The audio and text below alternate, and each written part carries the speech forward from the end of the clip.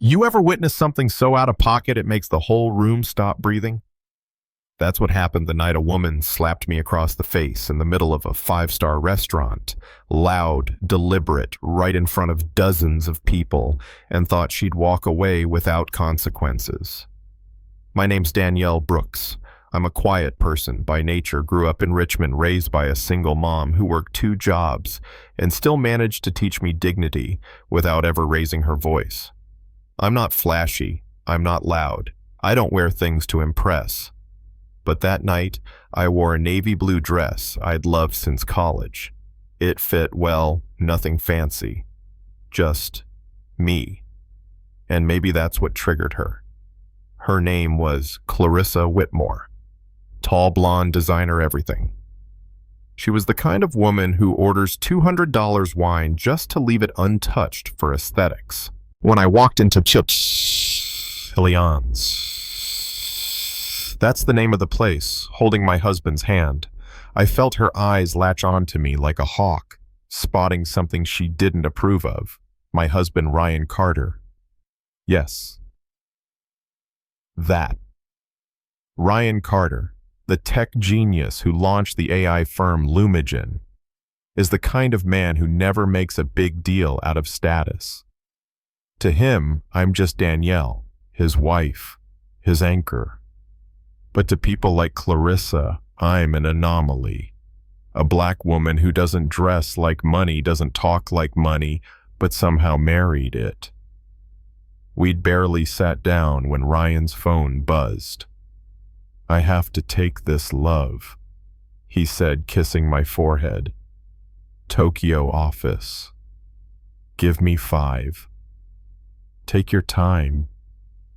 I smiled, sipping my water.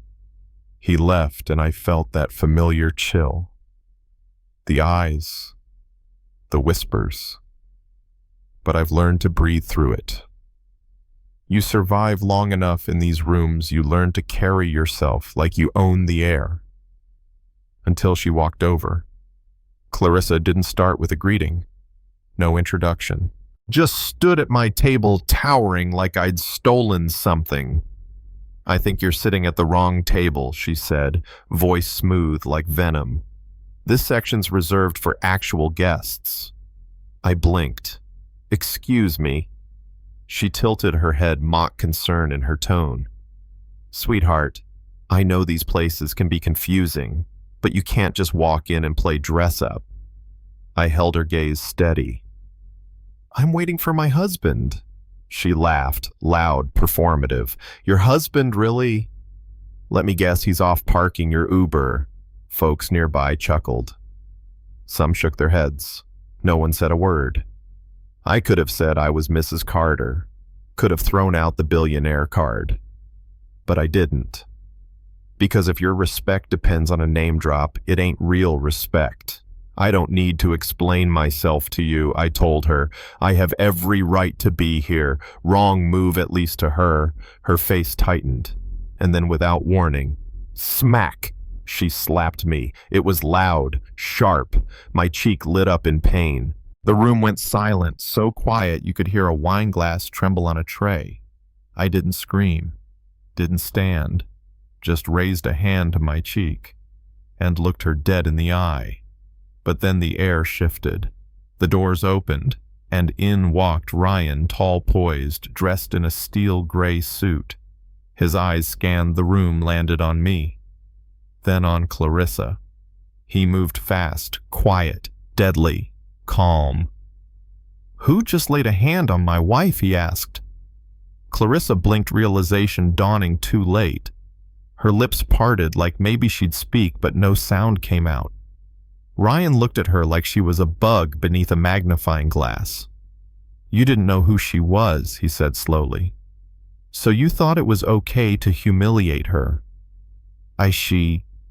Clarissa stammered, trying to reset her face into some privileged innocence. Ryan turned to the manager. "And what did your staff do while my wife was assaulted?" The manager stuttered. Pale. I apologize. I didn't act fast enough." "No, you didn't," Ryan said, voice like ice. and you'll be hearing from our legal team." He looked at me next, all that fury fading into softness. "Are you all right, Danny?" I nodded, still stunned, still holding the fire on my face. Then Ryan did something I didn't expect. He turned back to the room. "I think everyone here needs to hear something," he said. "My wife grew up in Richmond, Virginia. Her father passed when she was 8. Her mother raised 3 kids alone. Danny worked through high school, got a scholarship to Howard, graduated top of her class in education. She's now building literacy programs for underprivileged kids across the country." The room was still. Not a whisper, not a breath. "When I met her," he continued, "she didn't know who I was. But I knew who she was the moment she started reading to a group of foster kids at a charity event. She wasn't performing. She was giving. That's who she is." He turned to Clarissa. "And what have you done today except disgrace yourself?" Clarissa's shoulders drooped. Her mask cracked. Tears welled up. "I'm sorry," she mumbled. "I didn't know." "No," Ryan said, "you didn't know. And that's the point. You thought you could judge someone by their skin, their clothes, their silence. The whole place was watching now. Diners who had once chuckled were now wiping their eyes. Some nodded, some clapped, others just stared ashamed. And I finally stood. "I have been silent a long time," I said, my voice steady. "Because I was taught silence keeps the peace, but silence also lets this kind of cruelty survive. Tonight, I'm done being quiet." I looked Clarissa in the eye. "Your slap. It wasn't just about me. It was about every woman who's ever been told she doesn't belong. Every girl who's been made to feel invisible." Clarissa cried then. Or at least she looked like she did. And for a moment I thought that was the end. But nah, it wasn't. Because not 10 minutes later, after all that emotion, her phone buzzed. She checked a message, and I swear her face changed like a switch had flipped. She stood back up, smirking. "That was a great speech," she sneered, "almost convincing. But someone just sent me a file on you. And guess what? Your little underdog story. It's fake. All of it." The room gasped. My heart sank. She raised her phone like a weapon. "Your background's been scrubbed. Multiple inconsistencies. Nothing adds up. Maybe you're not who you say you are." And just like that, all the old fears came rushing back. The doubt. The shame. I felt like I was falling again back into that place where no matter how hard I worked, someone was ready to say I was a fraud. Ryan stepped in, but the room had already shifted. The applause stopped. The stares came back harder now, colder.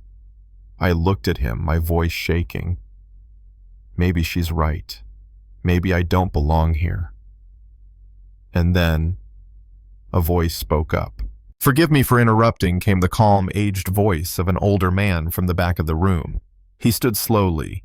His name was Harold Monroe, a retired judge apparently, known for his integrity and his disdain for nonsense. He looked straight at me. "My dear," he said, "you belong anywhere dignity lives. And if this woman thinks money gives her the right to strip others of theirs, she's forgotten what true wealth means." He looked at Ryan. "And if your love is real, don't let this moment break you. Stand firm." I couldn't breathe, could barely speak. But something in me, something deep, rose back to the surface. The Danielle my mother raised, the fighter. I turned back to Clarissa. "I'm done entertaining your poison," I said. "And if anyone in this room wants to judge me based on gossip instead of truth, they were never worth convincing anyway." Ryan squeezed my hand. "We're done here," he said to Clarissa. "And just so you know, Lumigen is pulling its investment from your husband's firm. Enjoy explaining that tonight." Clarissa went white. And then 2 cops walked in. Yep, security footage and witness statements were already handed over. Clarissa was arrested for assault in front of everyone. The woman who slapped me ended up begging not to be handcuffed in her Louboutin heels. Funny how fast things turn. But here's the part I really want you to hear. I didn't walk away proud that someone got arrested. I didn't cheer when her world crumbled. What stayed with me was that even in a room full of silence, judgment, and power games, truth still found a way to speak. And love, real love, it doesn't run, it stands. So let me ask you something. Have you ever been judged before someone even knew your name? Have you ever felt like you didn't belong, only to realize you never needed permission to exist in the first place? Tell me in the comments. Let's talk about it. Racism, classism, dignity, justice. Where have you drawn the line? And if this story hit home, share it, like it, subscribe.